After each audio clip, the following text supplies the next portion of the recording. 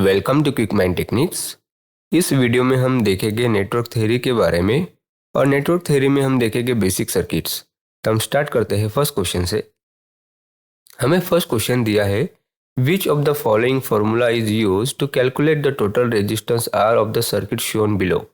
हमें जो ये ऑप्शन दिया है और एक सर्किट दिया हुआ है, इस सर्किट के लिए क्या फार्मूला बनने वाला है हमें ये देखना है और हम ये फार्मूला चेक करेंगे कि ऑप्शन में कौन सा है। जैसे हमें ये सर्किट दिया है, ये सीरीज है, तो हम क्या करते हैं, इसमें फार्मूला लगाते हैं कि फार्मूला क्या आने वाला है। जैसे हमें मालूम है कि आर इक्विवेलेंट ये होता है equals to R1 plus R2 plus, और ये कहाँ तक दिया है, Rn तक दिया है। हमें ये फार्मूला जो मिलेगा ऑप्शन में, यही हमारा आंसर है। जो हमें जिसे पहले ऑप्शन ए में दिया है ये पैरेलल के लिए दिया है, पर ये भी पूरा पैरेलल के लिए राइट नहीं है।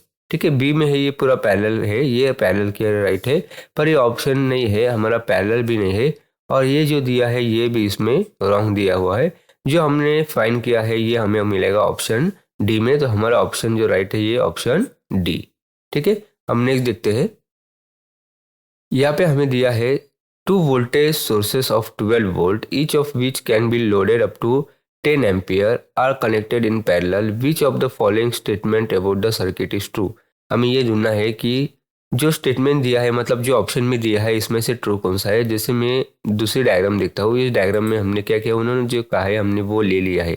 यहाँ पे 12 वोल्ट ईच वोल्टेज सोर्स उन्होंने दिया है, हमने इसमें ये दिखाया नहीं कि ये 12 वोल्टेज सोर्स है, पर हमने ये किया है कि उससे जो करंट दिया हुआ है ये 10 एम्पियर है, और ये 10 एम्पियर एक कनेक्टेड है पैरेलल में। यहाँ पे 10 एम्पियर और 10 एम्पियर हमने लिया और ये पैरेलल में कनेक्टेड है। हमें ढूंढना है कि ये ऑप्शन में कौन सा राइट है। जैसे पहले ऑप्शन में दिया है the total voltage is 24 volt, यहाँ पे ऐसा कुछ नहीं है कि 24 वोल्ट इसका टोटल वोल्टेज है। ठीक है, बाद में दिया है टोटल वोल्टेज इज 0, ये तो नहीं हो सकता, टोटल वोल्टेज 0 ये हो नहीं सकता इसका, तो ये मैं इसको रॉन्ग करता हूँ। और यहाँ पे 24 वोल्टेज हमें ये भी दिया नहीं, क्योंकि हम इतना तो कह सकते हैं पैरेलल में वोल्टेज होता है ये कांस्टेंट होता है। ठीक है, तो हम ये डायरेक्टली आंसर इसे नहीं कह सकते। यहाँ पे दिया है the arrangement can be up to 10 ampere maximum, ये भी नहीं हो सकता। बाद में ये दिया है the voltage sources connected in parallel can supply maximum current of 20 ampere, ये यहाँ पे दिया है हमने कि 10 एम्पियर यहाँ पे फ्लो रहा है और 10 एम्पियर यहाँ पे फ्लो रहा है, इसका टोटल आएगा 20 एम्पियर, क्योंकि पैरेलल में जो करंट होता है ये ऑलवेज क्या होता है, डिवाइड होता है। तो हमारा ऑप्शन रहेगा ये ऑप्शन डी। ठीक है, हम नेक्स्ट देखते हैं। यहाँ पे दिया है the value of temperature coefficient of resistance of A given conductor, मतलब जो कंडक्टर होता है उसका टेम्परेचर कोएफिशिएंट ऑफ रेजिस्टेंस क्या होता है। जैसे हमें मालूम है कि कंडक्टर के लिए पॉजिटिव टेम्परेचर कोएफिशिएंट होता है। ठीक है, तो जैसे टेम्परेचर बढ़ता है तो रेजिस्टेंस में भी क्या होता है, वेरिएशंस आते हैं। तो हमें ये देखना है कि इसमें हमें क्या मिलेगा। तो हमें फर्स्ट ऑप्शन दिया है is different at different given temperature, बाद में is same as different given temperature. कभी कंडक्टर का जो ये होता है कि टेम्परेचर कोएफिशिएंट ऑफ रेजिस्टेंस ये सेम तो नहीं होगा। ठीक है, ये कांस्टेंट भी नहीं है। Increases as temperature is increase, इसमें देखो जैसे टेम्परेचर होता है तो कंडक्टर के लिए हम जिसे कहते हैं पॉजिटिव टेम्परेचर कोएफिशिएंट, तो इसमें ये होता है कि ये ऑलवेज डिफरेंट होता है कि डिफरेंट टेम्परेचर के लिए ये इंक्रीजेस, जैसे टेम्परेचर बढ़ता है वैसे बढ़ेगा, ऐसा नहीं कि ये डिफरेंट है हर एक टेम्परेचर के लिए। ठीक है, तो ये चेंज होते रहता है इसका टेम्परेचर कोएफिशिएंट ऑफ रेजिस्टेंस, ये कंडक्टर के लिए है। हमारा ऑप्शन है ए। तो हम नेक्स्ट देखते हैं। The condition in Ohm's law is that, तो हमें ये मालूम है कि ओम्स लॉ के लिए कंडीशन क्या है। जैसे हमारे पास फॉर्मूला है R is equals to rho L upon A, हमारे पास ये भी फॉर्मूला है। तो हम क्या करते हैं, इसमें से देखते हैं कि ये कंडीशन कौन सी राइट है। ये है the temperature should remain constant, ये एक कंडीशन है।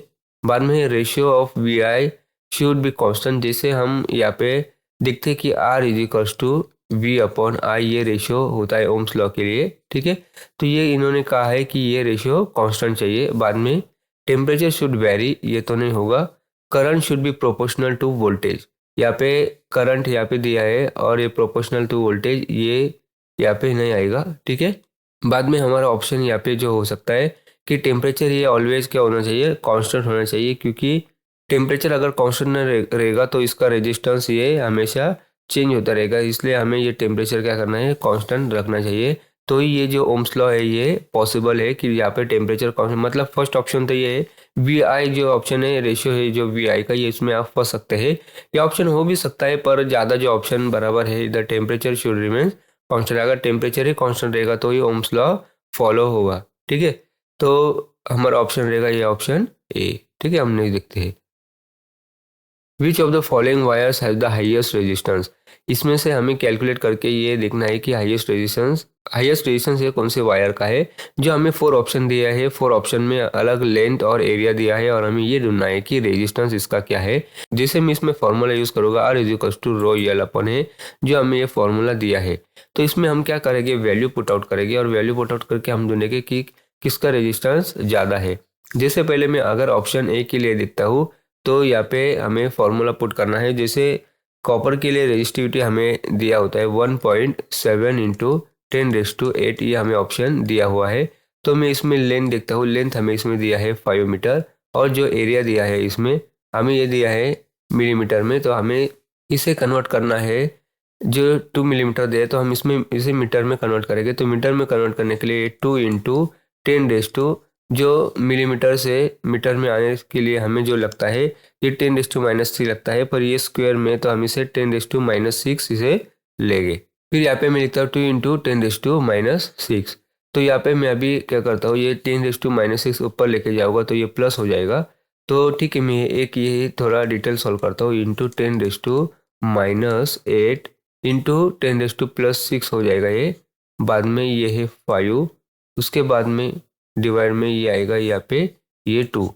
तो इसमें से ये +6 और -8 जाएगा तो हमें मिलेगा यहाँ पे -2। 1.7 इंटू 5 इंटू 10⁻, यहाँ पे है -2 अपन ये दिया है 2। ठीक है, तो हमें इसका आंसर जो मिलने वाला है ये मिली में मिलने वाला है। तो मैं क्या करता हूँ, ये डेसिमल निकाल लेता हूँ। फिर मैं इसको लिखूंगा 17 मल्टीप्लाई ये 5 इंटू 10⁻3, ये 10⁻3 आएगा तो हमें ये मिली में आंसर मिलेगा। और ये यहाँ पे लिखता हूँ मैं 2।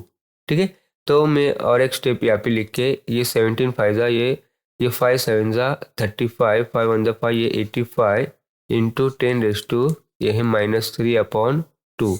तो ये कितना होगा, 2 4 8।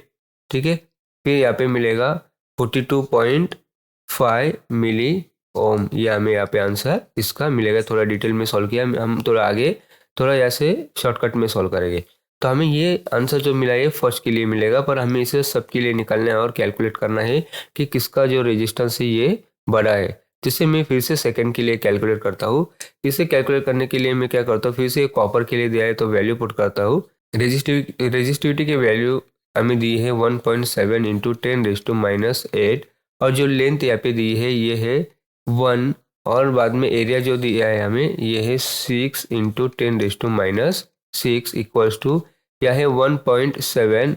ये 1.7 इंटू 1, ये 1.7 मिल जाएगा। ये 10⁻6 ऊपर जाके फिर मैं डायरेक्टली यहाँ पे क्या करता हूँ, 10⁻2 जो हमें यहाँ पे मिला था तो मैं ये थोड़ा डायरेक्ट लिखता हूँ। तो यहाँ पे फिर से हमें यहाँ पे 6 मिलेगा। तो ये आंसर मिली में आएगा, तो मैं इसको कन्वर्ट कर लेता हूँ 17 इंटू 10⁻³ अपॉन यहाँ पे होगा ये 6। ठीक है, फिर हमें यहाँ पे जो आंसर मिलेगा ये जो मिलेगा ये फिर जाएगा 6 2 12, ये 2 से यहाँ पे डिवाइड होगा। फिर हमें यहाँ पे मिलेगा 2.8 मिली ओम। ये हमें दो ऑप्शन ए और बी ऑप्शन के लिए मिला है। तो हम अगले दो ऑप्शन के लिए देखते हैं क्या है। तो फिर से मैं फॉर्मूला इसके लिए सेम यूज़ करूँगा।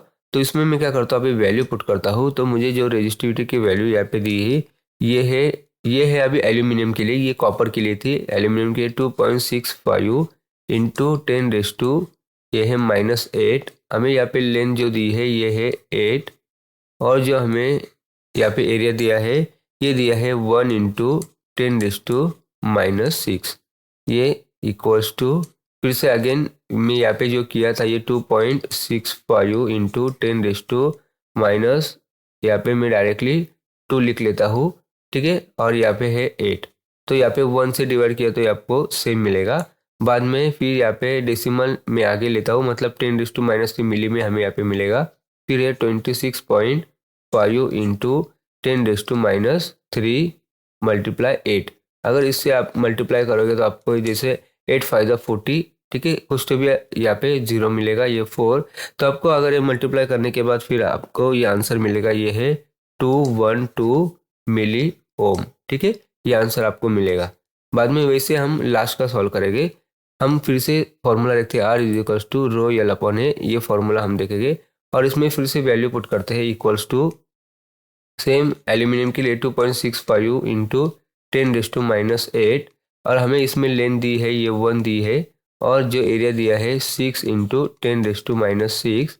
तो फिर से मैं डायरेक्टली यहाँ पे लिखता हूँ 2.65 इंटू 10 ये है, ये +6 ऊपर जाके ये आएगा -2 या फिर से ये है 6 फिर इक्वल्स टू 26 पॉइंट यहाँ पे 5 इंटू 10⁻3 यहाँ पे मिली में मैंने कन्वर्ट कर लिया, यहाँ पे है 6। फिर यहाँ पे आएगा 6 4 ज़ा 24, तो हमें ऑप्शन मिलेगा यहाँ पे 4.416 मिली ओम, यहाँ पे ऑप्शन मिलेगा। तो हमें जो रेजिस्टेंस यहाँ पे जो ज़्यादा दिखता है ये है ऑप्शन में हमें दिया है, ये ऑप्शन 212 मिली ओम, ये सबसे ज़्यादा यहाँ पे रेजिस्टेंस है जो दिया है सी में। तो हमारा आंसर है ऑप्शन सी। ठीक है, हम नेक्स्ट देखते हैं। इस क्वेश्चन में हमें दिया है the value of current flowing between point B and C in the circuit shown below is. जैसे यह बी और सी पॉइंट दिया है, हमें इसमें से करंट कितना फ्लो हो रहा है ये देखना है। पर इसके लिए मैं क्या करता हूँ, एक फॉर्मूला यूज़ करता हूँ। फॉर्मूले से अच्छा मैं इसको ये कहता हूँ कि ये एक बैलेंस सर्किट का इक्वेशन है। ठीक है, हम जब बैलेंस सर्किट मतलब एक ब्रिज बैलेंस करते हैं, ये इक्वेशन है जिसे मैं इसको थोड़ी देर के लिए पी लिखता हूँ। ठीक है, ये क्यू लिखता हूँ, ये आर और यस लिखता हूँ। ठीक है, तो यहाँ पे मैं वैल्यू पुट करता हूँ, यहाँ पे सबकी वैल्यू दी है हमें 2, तो यहाँ पे 2 मैंने वैल्यू पुट कर दी है और ये 2 और 2 ये कैंसिल होके ये 1 और ये 1, मतलब ये जो ब्रिज है लेफ्ट हैंड साइड और राइट हैंड साइड ये एक दूसरे को क्या कर रहे हैं, बैलेंस कर रहे हैं। और जब ये बैलेंस होता है तो जो सेंटर में जो रेजिस्टेंस है, तो फिर जो ब्रांच होती है वहाँ से करंट जो होता है वो 0 फ्लो होता है हमेशा। ठीक है, तो हमारा आंसर जो यहाँ पे पूछा है कि बी और सी में से करंट कितना फ्लो होगा, तो वो कितना होगा 0, क्योंकि ये बैलेंस ब्रिज है। ठीक है, हम नेक्स्ट देखते हैं। Upon which of the factor does the voltage drop depend.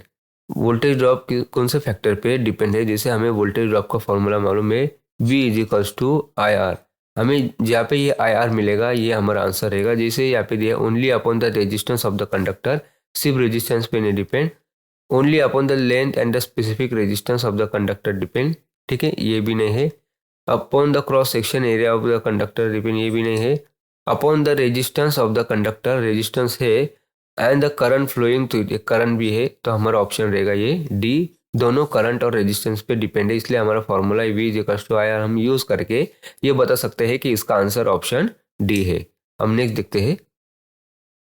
यहाँ पे दिया है in a parallel circuit the potential difference across the resistance. तो जैसे मैं डायग्राम यहाँ पे लेता हूँ, तो हमें डायग्राम दिए है और ये पैरेलल सर्किट में ये पूछा है कि वोल्टेज क्या रहने वाला है। जैसे ये टोटल वोल्टेज यहाँ पे V है और इसके लिए ये नोड के पास जो 3 दिए है, V is equals to V1 equals to V2 equals to V3। Parallel में जो वोल्टेज होता है ये ऑलवेज इक्वल होता है। तो हम देखेंगे कि इसमें हमें जो आंसर मिलेगा ये यहाँ पे दिया वेरीज, ये वेरीज डिफरेंट नहीं होता, ये नन ऑफ दिस यहाँ पे दिया, ये भी नहीं। Is different from the applied voltage A के और इज ऑलवेज कांस्टेंट ए के। तो इसमें जो हमारा आंसर रहेगा ये ऑलवेज क्या होता है, कांस्टेंट होता है। ये डिफरेंट जो अप्लाइड वोल्टेज हम यूज करते हैं इससे ये कुछ डिफरेंट होता है, ऐसा कुछ नहीं है। तो हमारा ऑप्शन जो रहेगा ये होगा डी। ठीक है, हम नेक्स्ट देखते हैं। यहाँ पे दिया है two electric presses are connected in parallel, the resistance of the first press is 100 ohm and that of second is 300 ohm, the total current taken by both the presses is 4 ampere, the ratio of current taken by first second will be equal to. तो इसके पहले ये समझने से पहले मैं एक diagram लेता हूँ। जैसे यहाँ पे दिया है प्रेस दिया है, 2 प्रेस, 2 इलेक्ट्रिक प्रेसेस खाए, मैंने ये क्या किया है, ये पैरेलल में रेजिस्टेंस दिखाए हुए है। तो रेजिस्टेंस दिया है फर्स्ट प्रेस का ये 100 है और सेकंड का दिया है 300। हमें इसमें से टोटल करंट दिया हुआ है ये 4 एम्पियर और हमें इसका रेशियो क्या है वो देखना है। The ratio of current taken by first और सेकंड ये हमें इसमें से ढूंढना है, मतलब I1 और I2 हमें यहाँ पे निकालना है कि कितने आने वाले हैं। ठीक है, तो इसके लिए हम क्या करेंगे, करंट डिवीजन रूल यूज करते हैं, क्योंकि हमें रेशियो ऑफ करंट का है, हम करंट डिवीजन रूल यूज करते हैं। तो पहले मैं I1 के लिए यूज करता हूँ, यहाँ पे मैं लिखता हूँ ये I1 इज इक्वल्स टू, यहाँ पे जो आपको मिलेगा ये I1 का फॉर्मूला मैं लिखता हूँ। तो ये टोटल यहाँ पे करंट हमें दिया है ये 4 है, और फिर ये निकालने के लिए है 300 मैं यहाँ पे लिखता हूँ, और इसका जो एडिशन है 100 ये प्लस 300 हमें यहाँ मिल चुका है ये 4, फिर से ये 300 और ये 300 प्लस 100 यहाँ पे है ये 400, और ये 2 जीरो और ये 2 जीरो कैंसिल, और ये 4 और ये 4 कैंसिल। तो यहाँ पे आपको जो I1 यहाँ पे मिलेगा ये कितना मिलेगा, 3 एम्पियर आपको ये मिलेगा। ठीक है, तो फिर बाद में आपको I1 तो मिला है, I2 क्या है देखना है, जिसे यहाँ पे दिया है total current is equals to ये होता है I1 प्लस I2, हम इसको ये कहते हैं कि टोटल करंट ये होता है। ये 4 दिया है और I1 हमें मिला है 3 मिला है, तो यहाँ से हमें I2 मिल सकता है। तो ये I2 क्या होगा, ये 3 क्या होगा, इक्वल्स टू के साइड में जाएगा, तो फिर ये 4 माइनस 3 मैं यहाँ पे डायरेक्ट लिखता हूँ, और ये पॉजिटिव है वहाँ पे जाके ये नेगेटिव होगा, तो मुझे I2 जो मिलेगा ये कितना मिलेगा, 1 मिलेगा। ये हमारा ऑप्शन रहने वाला है। तो I1 और I2 का अगर हम रेशियो निकालेंगे तो ये I1 रेशियो I2 हम इसको निकालते हैं, तो I1 हमें 3 मिला है और I2 हमें 1 मिला है, जो हमें ये ऑप्शन में दिया है ऑप्शन डी। ठीक है, हम नेक्स्ट देखते हैं। हमें यहाँ पे दिया है 8 to 100 volt 230 volt lamp is connected across 115 volt supply, what is the power drawn by the lamp. तो हम पहले इसके लिए एक डायग्राम देखते हैं। डायग्राम में हमें क्या किया, एक लैम्प दिया है, ये लैम्प की रेटिंग जो दी है 200 वैट और 230 वोल्ट, ये लैम्प की रेटिंग दी हुई है, और ये जो इसको कनेक्टेड किया है सप्लाई, या तो सप्लाई सोर्स दिया है 115 वोल्ट दिया है। हमें इसमें पावर ड्रॉन कितने वो निकालने हैं। पावर ड्रॉन के लिए हम यहाँ पे यूज़ कर सकते हैं V²/R। तो यहाँ पे हमारे पास रेजिस्टेंस नहीं है, तो हम पहले रेजिस्टेंस कैलकुलेट करते हैं। तो उसके लिए फॉर्मूला हम यूज़ करेंगे, ये है R=V²/P। यहाँ पे वोल्टेज जो हमें दिया है ये 230 वोल्टेज दिया है, तो मैं यहाँ पे लिखता हूँ 230, यहाँ पे मल्टीप्लाई 230 ये दिया हुआ है, और यहाँ पे जो हमें पावर दी हुई है ये दिया हुआ है 200 वैट। तो ये जीरो और ये जीरो कैंसिल, ये जीरो और ये जीरो कैंसिल, तो हमें यहाँ पे मिला है ये 23 मल्टीप्लाई 23/2। यहाँ पे मैं ये कैलकुलेट नहीं करता, अभी ये रेजिस्टेंस है हमारा, ये इसे रहने देता, और मैं आगे ये रेजिस्टेंस यूज़ करता हूँ। तो फिर यहाँ पे फॉर्मूला यूज़ करता हूँ मैं, P=V²/R। ये फॉर्मूला मैं रेजिस्टेंस का या इसमें पुट करूँगा, तो ये मेरा रेजिस्टेंस है। तो फिर वोल्टेज मुझे यहाँ पे दिया है ये है 115 मल्टीप्लाई ये 115, और जो हमें रेजिस्टेंस यहाँ पे मिला है ये है 23 मल्टीप्लाई 23 और ये अपॉन 2। ठीक है, फिर यहाँ पे 2 ये जो है ये ऊपर जाएगा, तो मैं इसको लिखता हूँ 115 मल्टीप्लाई 115 ये मल्टीप्लाई 2 अपॉन यहाँ पे है 23 मल्टीप्लाई 23। ठीक है, तो इसको अगर आप 23 इंटू 5 करोगे तो आपको ये मिलेगा, ये 23 5 से जाएगा, तो मैं यहाँ पे 5 और ये भी 23 5 से जाएगा, 23 1 23 23 5 आपको ये मिलेगा, जिसे यहाँ पे आप निकाल सकते हो 23 इंटू 5 5 2 10 5 3 15 ये मिलेगा आपको 115, मतलब ये 23 5 ये जाएगा। फिर से यहाँ पे भी ये क्या आएगा आपको, ये 23 1 23 और ये 23 5 इसलिए मैंने 5 लिखा, और ये 2, तो ये 5 5 यहाँ पे मिलेगा 25 और 25 2 आपको मिलेगा ये 50 वैट, आपको ये पावर की वैल्यू यहाँ पे मिलेगी। तो हम ऑप्शन चेक करते हैं, हमें दिया है स्लाइटली मोर देन 50 वैट, ये 50 वैट मिला है, मोर देन नहीं है। बी में देखेंगे स्लाइटली लेस, ये भी लेस नहीं है। एग्जैक्टली इक्वल टू 100 वैट पर यहाँ पे दिया है, तो ये नहीं है। तो एग्जैक्टली इक्वल टू 50 वैट, ये एग्जैक्टली इक्वल है, ये है हमारा ऑप्शन डी। ठीक है, यहाँ पे हम रुकते हैं, फिर मिलते हैं नेक्स्ट वीडियो में कुछ नए कंसेप्ट के साथ।